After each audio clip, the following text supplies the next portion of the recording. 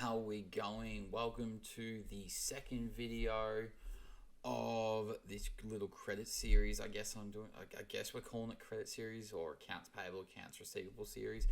Either way, like and subscribe, and maybe I will figure out a name if you click those buttons. Probably. Anyway, today we're going to be continuing on. So previously we did credit purchases. Today we're doing credit sales. So credit purchases dealt with accounts payable and purchase returns.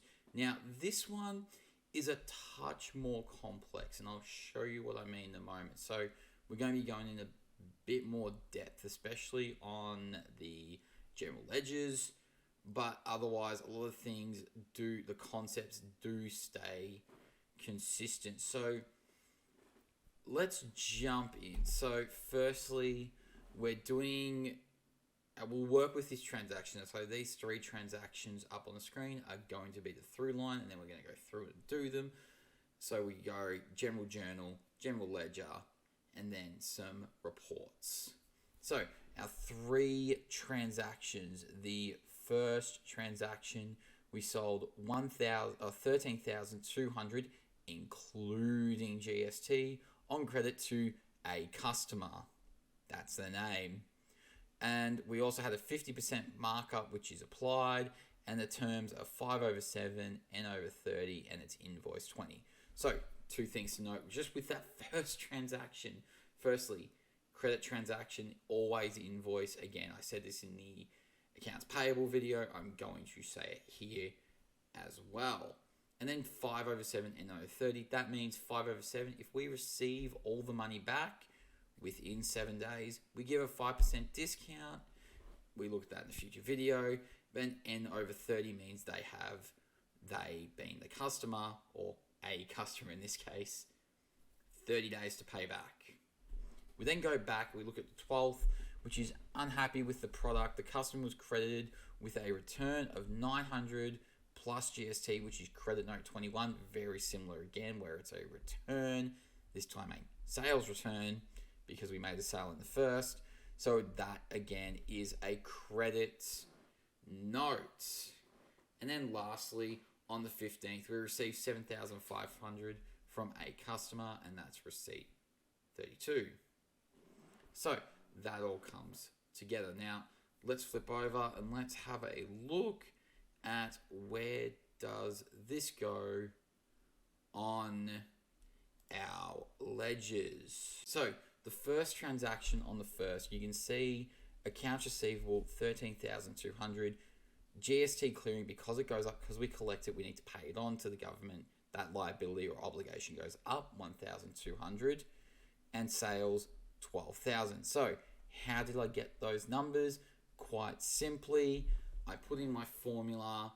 I see it's including GST, so I go total amount divide by 1.1 gives me, and my sales price divided 10% gives me 1,200 and 12,000 for the sales price, and that's where all that comes from. Now, cost of sales and the markup is always done based on the sales.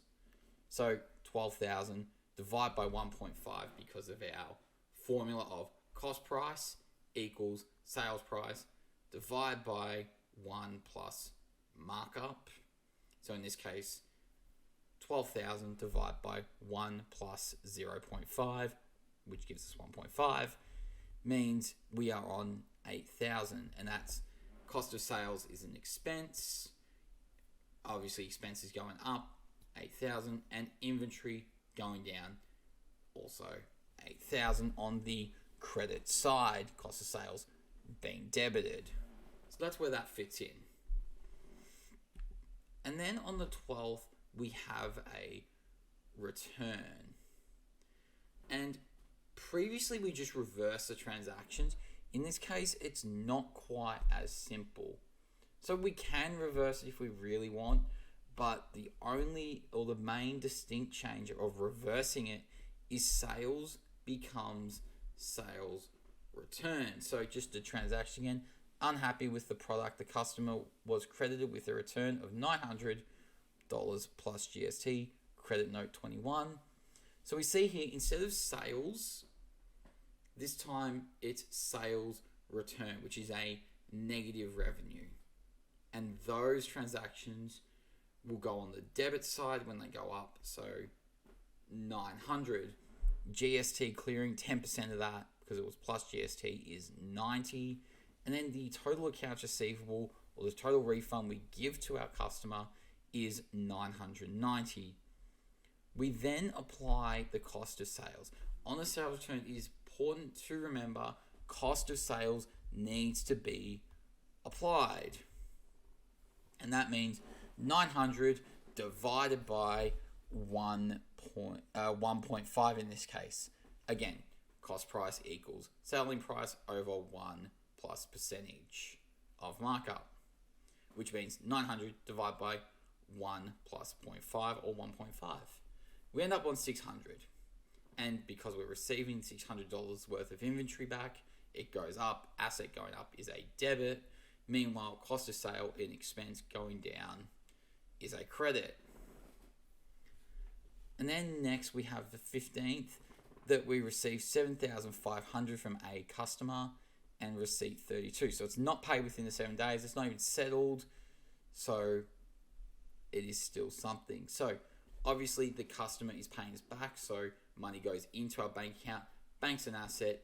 Bank debit 7,500. Meanwhile, accounts receivable, that's an asset. It goes down because they don't owe us that anymore. And that's a credit of 7,500. And this is how it appears in the general ledger. And I've put all the general ledgers here, including sales returns. I have left off GST here for simple purposes. I really want to focus on the income statement, so this is where all this will come in.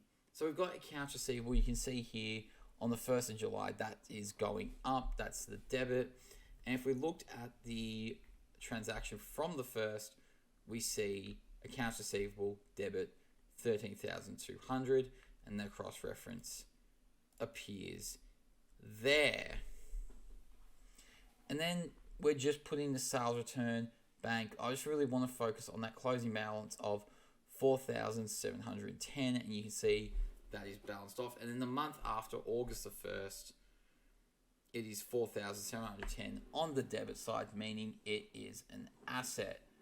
Now, I haven't balanced off any of the other accounts, but I do want to talk about sales, sales returns, and cost of sales. So I'm going to bring those 3 accounts there. I have put inventory just to show you cost of sales, essentially. So I'll do that now. You see cost of sales here on the 1st, that's a debit of 8,000. Cost of that should be inventory.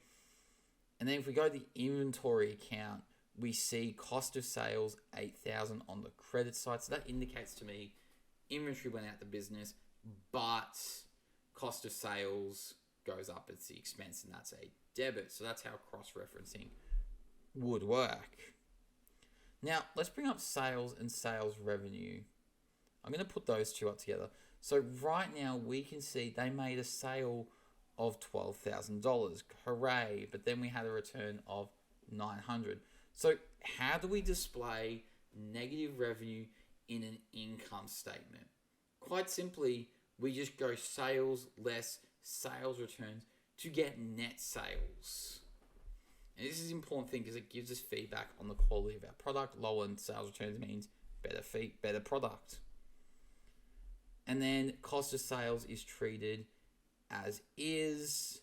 So you can see here, if we were to do cost of sales, obviously it would be a debit balance of 7,400. That's where that would come in. And we're using this inventory and this markup to calculate our gross profit margin, to work out, are we selling our product for enough or is it too expensive? All right, the next report I want to talk about is the cash flow statement, just briefly. So when we receive cash from the accounts receivable, this is an inflow into our bank account. So obviously it's going to go into the operating section of the cash flow statement. And it's an inflow making our account increase. So just a little quick reminder there on that report. Now, what about the balance sheet? What goes where in the balance sheet. Quite simply, the main one we're going to talk about is accounts receivable. So accounts receivable is always going to be considered a current asset because they're always, our terms are N over 30. So if they're N over 30, it means, hey, you've got to be paid back by the month. Obviously, that's less than a year. So that's where that falls in. So the main difference between this and a cash sale is how we treat accounts receivable, what that becomes. So if we look at the general journal, again, you can see a cash sale on our left. You see it's bank. Meanwhile, if we look at a credit sale, we see, oh, it's accounts receivable in place of where the bank would be. So that's where that comes in. So that's just something to be a little bit mindful of. Otherwise, accounts receivable always going to be an asset. So that's where that would fall into. So on that note, we're going to be in the future looking at our accounts receivable turnover, and we're going to tie that again into we're going to be tying that into the discount revenue, discount expense video, which is part 3. So if you're looking for the part 3, make sure you like, subscribe, do all those lovely things, and I will see you next time. Peace.